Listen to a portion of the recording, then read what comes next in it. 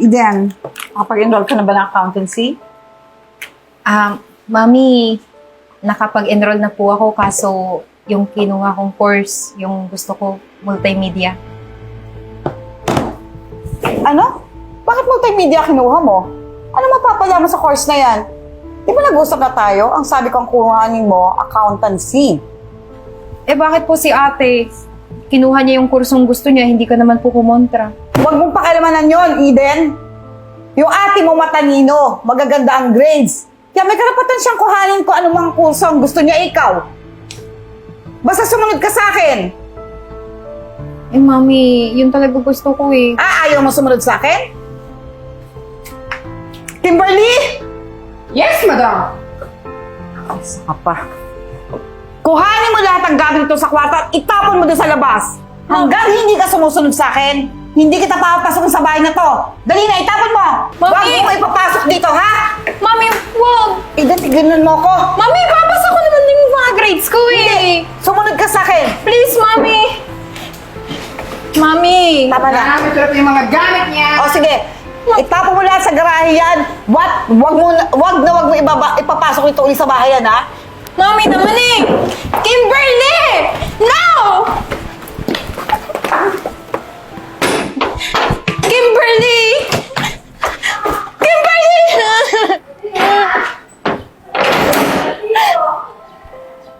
Ang unfair naman eh.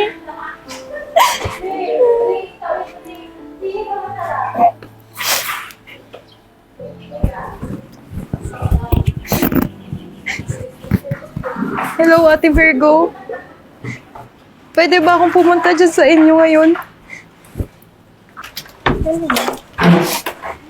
Ate, Aiden, ano ba nangyari? ate kasi pinalayas na ako ni Mami. Hindi ko kasi sinunod yung gusto niya. Yung kunin ko yung kursong gusto niya para sa akin. Kaya naman pala eh. Eh, dapat sinunod mo. Aiden, hindi naman yun sasabihin ni Mami sa'yo kung hindi niya alam na mas maganda yun eh. Kabubuti mo yun eh. Pero ate, wala na akong ibang mapupuntahan eh. Ikaw lang talaga, kaya pwede ba dito na lang muna ako? Aiden, hindi ka pwede dito. Dalawa na kami nag-asawa dito eh. Paano pag pumasok ko sa trabaho? Eh, wala pang trabaho tong kuya mo. Ano? Ano isipin ng mga kapitbahay namin? Di ba ang awkward? Baka isipin, kabit kita. Kaya nga. Ate, sige na. Tutulong naman ako sa mga gawaing bahay eh. Uy, Eden. Hindi ka na bata, no? Ano ka ba? Hindi ka ba nag-iisip? Oo, baka mamaya mag-away pa kami ng ate mo dahil sa'yo. Sorry, Aiden. Hindi pwede. Alam mo, Aiden, sundin mo na lang si Mami. Umuwi ka na doon. Kunin mo yung course na gusto niya kunin mo. Ayoko ate. Gustong-gusto ko yung course na kinuha ko. Tsaka gusto kong patunayan na kaya-kayang kong ipasa yun. Makakagraduate ako. Eh, kung ayaw mo sundin yung mami mo, di kumuha ka ng paraan, pero dito sa amin, hindi talaga pwede Eden eh. Baka magmukhang kabit kita eh. Sige na, please yun na. Ngayon, mag-away pa kami ng ate mo eh. Sige po. Salamat na lang. Okay, pasok. Oh, Salamat ha. Sinta, nabisita ka. Buka muna. Francis. Dala mo yung gamit mo. Ayun kasi, Francis, pinalayas ako ng mama ko eh. Tsaka yung ate ko, ayaw akong patirahin sa bahay nila. Kaya ikaw lang yung naisipan kong takbuhan ngayon. Ako, nakita mo naman, di ba? Maraming sardinas dito. Dikit-dikit. Kung okay lang sa'yo na matulog sa sahig, o kaya dito. Okay na okay sa akin yun. Wala naman akong problema eh. At saka marunong naman akong makisama. Para lang talaga may matuluyan ako. Hindi, sige kuya, okay lang. Dito na lang siya sa sopa, dito na lang ako sa lapag. At saka parang hindi naman maarte si Ate Eden eh, kaya ayos lang naman siguro sa kanya. Totoo? Oo.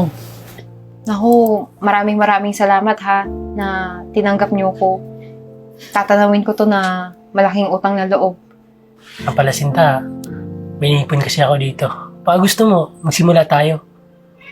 Di ba, uso ngayon yung live selling? Baka gusto mo, simulan natin.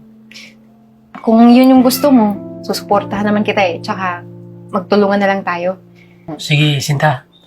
Hayaan mo, pag lumago yung negosyo natin, pagpatuloy kang pag-aaral mo. Tsaka yung mga kapatid ko, tutulong naman sila, di ba? O ate, gutom ka na ba? Gusto mo kamote? Sige ba? Sige, kuha lang ako kamote ah. Sige na, 1, 2, 3, and... Ayan po, pamay na lang po. Pamay na lang po. Code natin is Rockstar 123. 123. Yan. Ayan, nakuha na po ni Roan. Thank you so much. Check out mo na yan, Mr. Enzo. Enzo, check out mo na yan. Eto, para sa ano mo, sa jowa mo. Baka nag-a-apply. Pwedeng-pwede to. Tsaka malamig pa ng panahon. Kumahal, marami ng check out. Wow, thank you so much! Hello, grabe! Thank you so much po! Thank you so much po sa lahat-lahat ng nag-mine at sa lahat ng nag-follow sa aming page. Okay po! O, sige po, ito din, sa inyo na! Ayan! Mag-i-end na po ang aming live, kaya thank you sa lahat! Hala, Sinta. Ang dami na ding nabenta. Oo nga eh. Alam mo, makakapag-aral ka na. Hello, maraming salamat talaga. Tignan mo. Kaya nga eh. Alam mo, napakaswerte natin eh. Excited na ako makapag-aral ulit. Ako, kundi dahil sa'yo, hindi ito mangyayari sa akin. Oo, wala yun. Kundi dahil sa atin dalawa, di natin nabot ang mga pangarap natin. Tsaka salamat sa tiwala mo, ah. Oh, maraming salamat talaga. O sige, simulan na natin tong ibalot para makuha na ng mga minors. May kumakatok ko. Pagbuksan mo muna. Pasok ka muna. Kasi Ate Eden.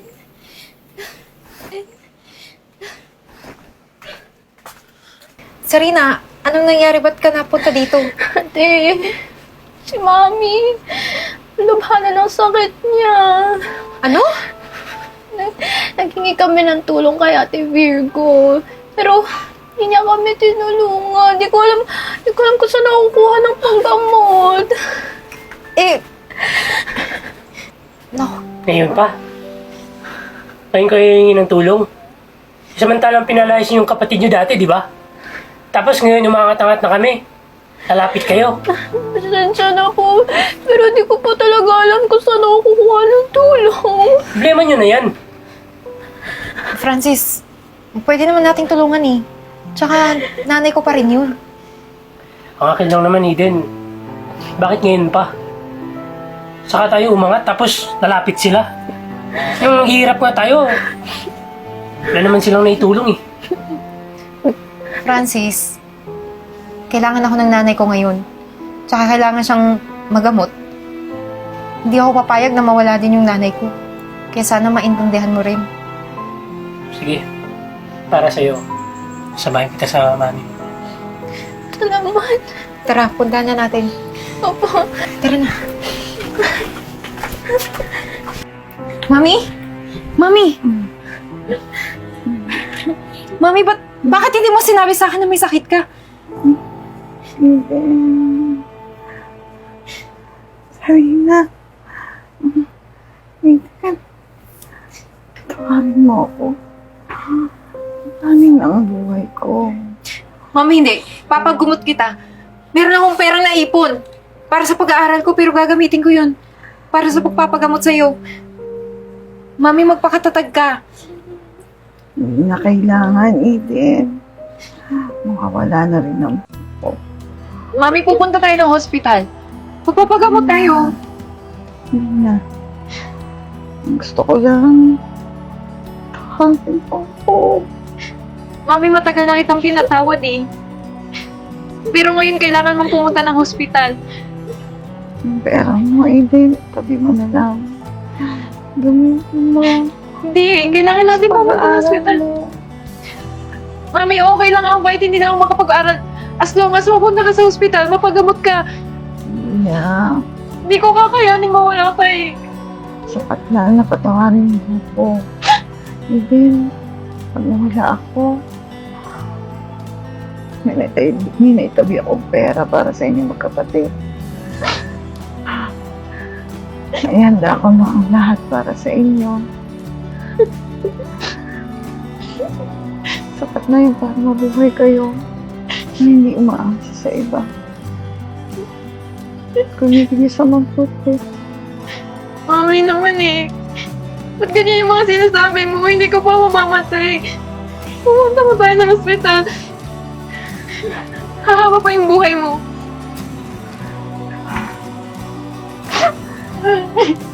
Hindi na ako magtatagal. Alagaan mo mabuti ng kapatid mo. Sama kayo. Kayo mag-hintay.